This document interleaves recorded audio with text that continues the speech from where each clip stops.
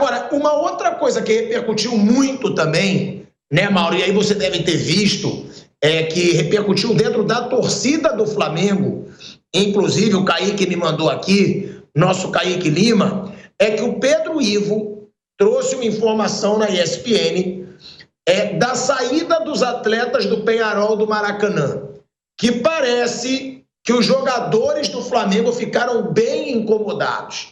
Por quê? Porque os jogadores do Peñarol saíram ali na zona mista, né? Onde ficam os jornalistas, meio que comemorando praticamente uma classificação, cantando, ouvindo música, aquele clima que a gente sabe bem, né? Quem já foi em zona mista é quando um time classifica, tá todo mundo em festa, cantando, dentro da casa do rival, e parece que isso incomodou muito os jogadores do Flamengo. Aí a minha modesta opinião, Mauro, e depois eu quero ouvir o outro Mauro, nosso xará, o seu xará, Mauro Betting, sobre os jogadores do Flamengo. Para mim, o que tinha que incomodar os jogadores do Flamengo era a bosta de futebol que eles mostraram dentro do campo. O que eles querem? Que os caras ganhem dentro do Maracanã e saiam chorando? Eles querem o quê? Que os jogadores do Peñarol saiam super tristes de terem vencido do poderoso Flamengo, 2 vezes campeão nos últimos anos da Libertadores, e saíssem chorando. O incômodo dos jogadores do Flamengo tinha que ser a defesa ridícula que sofreu o gol do jeito que sofreu, a defesa que sofreu outra chance clara do Peñarol, que também foi de uma forma muito boba, que o jogador finalizou muito mal para fora, que o Flamengo deixou acontecer. Tinha que pensar na chance perdida pelo Bruno Henrique, quase dentro da pequena área. O próprio Gerson, que para mim é o melhor do time, não dá para criticar o Gerson, mas perdeu uma chance claríssima também, que ele teve tempo para olhar, pensar e finalizou em cima do defensor do Peñarol. É isso que tem que incomodar, na minha opinião. É o que eu falo, como tinha muito torcedor ontem, que nojo, o Peñarol fazendo cera. Alguém tinha dúvida? O Peñarol hoje, na minha opinião, tá? Eu respeito a de todo mundo, é um time fraco.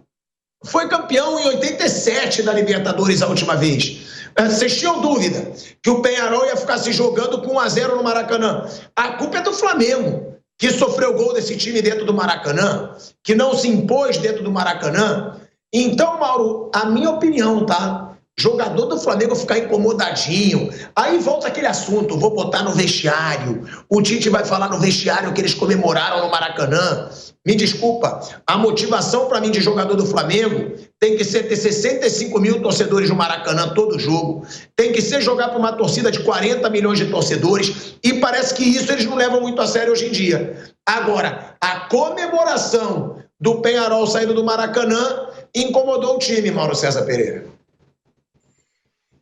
Eu não me sinto à vontade de falar sobre isso, porque eu não vi a comemoração e também não sei quem ficou incomodado, qual o jogador, se foi todo mundo, se houve algum excesso na comemoração. Então, difícil falar sobre isso. Normal, os caras saíram comemorando. Cabe aos jogadores do Flamengo irem até lá, vencer e comemorar no final. E é possível. O Flamengo tem condições de vencer lá dentro. Muito difícil, muito improvável, mas é possível. Acho que o que eles têm que pensar agora, junto com o Tite, comissão técnica, é numa estratégia adequada para o jogo de quinta-feira, e não podem abrir mão de domingo, quanto o Grêmio. Aliás, a informação que eu obtive hoje cedo é que vai colocar um time mais forte possível para o domingo na quinta. E isso é fundamental. O Flamengo não pode brincar no Brasileiro, como diria Portaluppi. Ele tem que tentar a vitória contra o Grêmio domingo na Arena, o que seria importante na colocação do Campeonato Brasileiro, e também até para dar um ânimo maior para tentar o improvável, que é vencer lá no campeão do ciclo. O Flamengo nunca fez um gol no Peñarol na Libertadores. Agora é possível, tem que ter Acho que, aliás, a primeira providência que o Tite tem que tomar para o jogo de volta, não sei se os companheiros aí concordam, é arrumar a defesa. Eu montaria um time defensivo, mas tem que ganhar defensivo, para não tomar o gol. Primeira providência, não tomar o gol. Enquanto está 0-0, você está vivo na disputa. Você está por um gol para ir para os pênaltis. Essa é a realidade do Flamengo hoje. Se tomar um gol e ficar 2-0, aí não vai virar, aí é quase impossível. Mas se levar o jogo no 0-0, você está um gol de levar a disputa para os pênaltis. E certamente a atmosfera do time que saiu festejando e da torcida uruguaia, ninguém vai para o campeão do ciclo quinta-feira para ver disputa de pênaltis, gente. Os caras vão para ver a classificação com vitória. Isso é óbvio, é natural de qualquer torcida do mundo. Você vence fora de casa, você espera uma outra vitória em casa. Então o Flamengo tem que usar até um aspecto psicológico. Se o jogo vai no 0-0, 0-0, eu concordo com o Tite de uma coisa que ele falou na coletiva ontem, que é, o time vai criar situações de gol. Sempre vai criar situação, uma ou outra situação vai criar. Tem jogador para isso. Então acho que o Flamengo tem que jogar organizado defensivamente. Trazer o Peñarol para o seu campo e não oferecer campo para jogar em transição, como gosta o time do Aguirre. Todos os times do Aguirre jogam dessa maneira, basicamente. Tentar criar um desconforto para o Peñarol e levar um jogo num placar que interessa ao Peñarol, mas você está por uma bola. Jogar, é isso, tem que ser humilde, entendeu? E, detalhe, o time tem que estar bem fisicamente, priorizar os jogadores capazes de competir, jogar com os jogadores que estejam bem fisicamente. Se o Arrascaeta nunca está bem fisicamente, guarda, usa no segundo tempo, 15, 20 minutos, paciência. Põe em campo quem está inteiro. Se o De La Cruz não está inteiro, vai jogar um pedaço do jogo, um joga o começo, um joga o final, sei lá. Aí ele tem que pensar muito nisso. Tem que estar em campo quem está inteiro. E ontem isso não aconteceu. De La Cruz claramente não estava em boas condições, voltou de lesão, Arrascaeta nunca está em forma. O Alexandre sentiu, que voltou a jogar depois de meses, domingo contra o Vasco. O Plata também sentiu claramente, até correu, tá, mas não foi o mesmo desempenho da partida contra o Vasco, também não jogava há meses e fez 2 jogos no intervalo de 4 dias. Esses foram erros do Tite. E por aí vai. Então o Pulgar também teve lesão recente, está mal tecnicamente, foi um desastre, entendeu? E o time muito afoito, sem calma, tomou um gol no começo, parecia aquele gol no final, que o time fica desesperado. Então tem que ter uma estratégia adequada e eu acho que ela passa pela defesa, não tomar o gol, primeira providência, e trabalhar com paciência para encontrar um golzinho. E apresentar ao Peñarol e sua torcida uma situação para a qual eles talvez não estejam preparados. A torcida certamente não vai estar, que é um jogo mais difícil do que se espera. Porque depois de vencer fora, não tenho dúvida, todo mundo vai esperar o quê? Para ganhar de novo. Para ganhar de novo, que não vai ter... O cara não vai para o jogo assim, pô, vai ser difícil, já estamos encaminhados. Claro, essa comemoração, que eu não vi, mas eu imagino, é de quem já está mais relaxado. O Flamengo tem que saber usar isso, mas tem que jogar pra caramba, cara. Vai ter que jogar muito, vai ser muito difícil. Vai ter que ter uma estratégia específica para esse jogo. Eu acho que é mais parecido com o Flamengo lá na Bahia, contra o Bahia, do que outra coisa. Vai ser atacado, vai atrair o adversário, o Rossi vai ter que jogar muita bola, vai ter que fazer grandes defesas e tentar achar um gol. E aí você cria, de repente, um cenário que o adversário não está preparado. Que é um cenário que, de repente, vê a possibilidade de eliminação. Agora, Mauro César Pereira disse que o jogo de volta vai ser dificílimo e vai, né? Agora, você também acredita, como Mauro, que o Peñarol vai jogar para ganhar de novo ou que vai jogar para não perder? Ah, não, esse Flamengo é muito perigoso, já temos o resultado. Vamos não perder em casa para sair com o resultado. Eu tenho minhas dúvidas, Mauro. Também, viu, Pilhado, o Peñarol foi muito feliz, como muitas equipes fazem, não é nenhuma novidade, você tentar nos primeiros 10 minutos do primeiro tempo, dependendo do caso, nos 10 iniciais da segunda etapa, fazer um gol para jogar toda a pressão para o outro lado, foi o que aconteceu com 12 minutos. O Diego Aguirre, a gente sabe, é um treinador mais pro reativo do que o propositivo, mas o Peñarol tem 2 goleadas, a sua campanha 100% como mandante no Campeão del Siglo, o seu estádio, ele tem 2 goleadas bem legais e tem jogado bem. Aliás, o Peñarol é melhor do que eu imaginava. Outro erro meu de queimar a língua, quebrar a cara, foi o desempenho do Peñarol ontem e o resultado também. Não só o desempenho, mas sobretudo, claro, o resultado no Maracanã. Ganhou do Atlético Mineiro. Ganhou do Atlético Mineiro, quer dizer, não é um time... Bom, não é um clube qualquer, claro que não. Ele tem mais títulos que qualquer outro brasileiro. Numa outra época do futebol sul-americano, de porradaria, de arbitragens ruins, sem televisão, uma série de coisas, o que não tira o mérito, embora a última conquista já falamos em 87. Fala, Pilhado. Você entende muito mais de história de futebol do que eu e todo mundo do programa entende, eu não sou mentiroso, não. Então, uma pergunta que eu faço aqui. 3 títulos do Peñarol foram na década de 60. Sim. A Libertadores era um super campeonato nessa época? É título que tem que falar os caras são gigantes mesmo? Ou era diferente? É diferente, mas palavras de próprios atletas, treinadores e até árbitros uruguaios. Era diferente à época.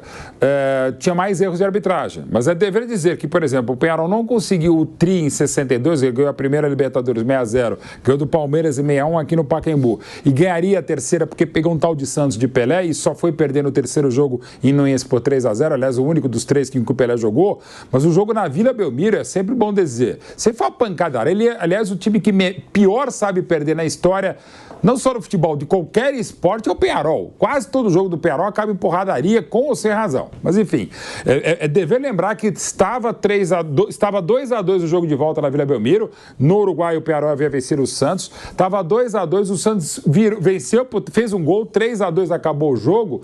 Mas, segundo o árbitro, na súmula, no dia seguinte se soube, o árbitro acabou o jogo com 2-2, também a porradaria que estava dentro e fora da Vila Belmiro. O juiz deixou, digamos, o Santos fazer 3-2 para a torcida ir para casa, mas o juiz já tinha acabado com o jogo por falta de segurança, de garantia, com 2-2. Então a baixaria não é só dos uruguaios, também aconteceu aqui e com o Santos Futebol Clube, um ótimo time que a gente já teve aqui no Brasil, um dos maiores, se não o maior do mundo.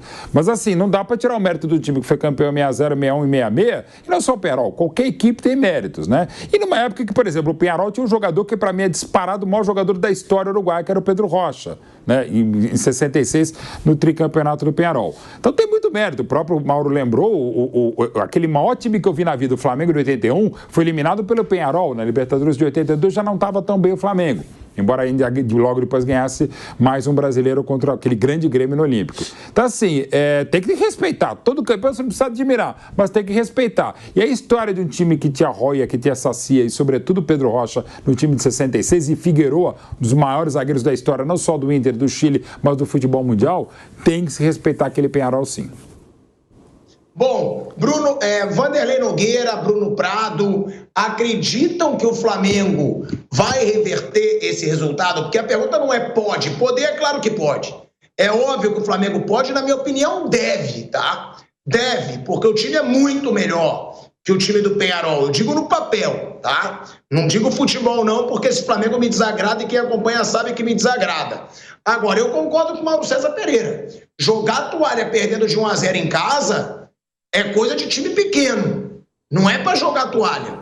É para ir para ganhar. Dá para o Flamengo ganhar. Agora, a pergunta que eu faço.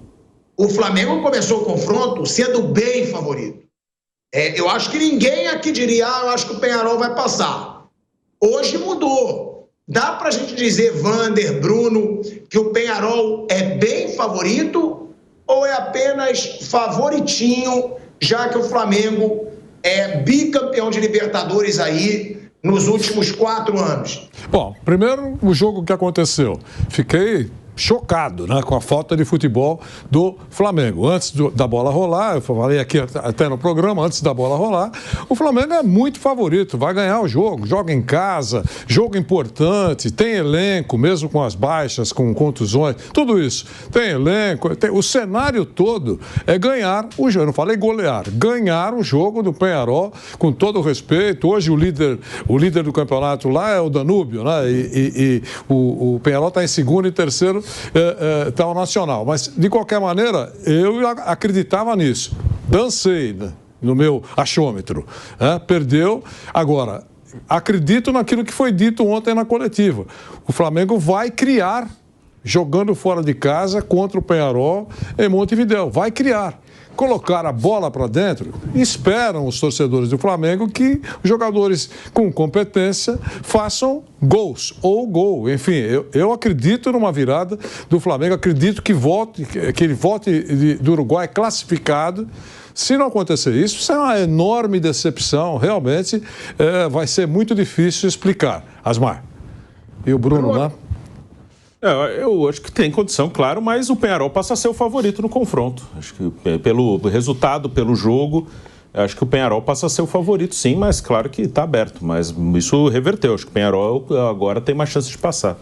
Agora, Viga, te fazendo uma pergunta aí para a sua saída, né? O Mauro mesmo falou do Pulgar, que parece estar meio cansado, desgastado, vive uma má fase. É a hora do Léo Ortiz se firmar? Eu sei que não é a posição dele, mas se o Tite não tira o Léo Pereira e o Fabrício Bruno, o Léo Ortiz hoje é mais jogador como volante do que o Pulgar, Viga. Você sabe que eu não gosto do Pulgar, não é de hoje, né, pilhado? De longa data. Tanto que aquele Tibum, Vampeta, não vai registrar tão cedo na praia de Copacabana. Se a gente defendia a não entrada do Alan ou Alan, que não está jogando patavinas, tem que defender também a saída do Eric Pulgar. O melhor jogador, mais consciente do time do Flamengo, ontem e nos últimos jogos, é o Léo Ortiz. Jogou muito mais do que o De La Cruz, que voltou de contusão, me parecia estar longe da forma ideal. Mais consciente do que o Arrascaeta. Então o Flamengo tinha ontem 3 jogadores para jogar dentro de campo. Léo Ortiz, quando entrou no segundo tempo, o Gerson, que teve a dobra da marcação porque deitou e rolou no primeiro tempo, e o Bruno Henrique. O resto foi lastimável, de um time mal preparado, mal ajustado, mal treinado, que não tem opções, não tem cardápio, não tem alternativa. É um time fraco. O time do Flamengo é um time ruim, tem um elenco estelar, mas como time de futebol deixa muito a desejar. Então, Pulgar pode perder a vaga, a condição titular, seja para o Léo Ortiz, que é o meu predileto, até mesmo para o Everton, menino lá, o Araújo, para ser o cara da contenção, carregador de piano, que tanto o Tite gosta. Só para fechar e ir embora, meu caro Pilhado, estão fazendo recorte daqui a colar. Eu não sou costureiro, não. Não sou alfaiate, não. Tá? Agora faz o corte. O Gabriel Barbosa, meio fora de forma, de sacanagem, sem jogar há 2 anos e coisa e tal, tem mais gols do que o Carlinhos na temporada de 2024. IPT, saudações, meu caro Pilhado. Grande abraço, obrigado aí pela oportunidade. Tamo junto, Viga, sempre presente com a gente aí, direto da Gávea, aqui no Rio de Janeiro, estava no Maracanã comigo ontem. Muito obrigado, Viga.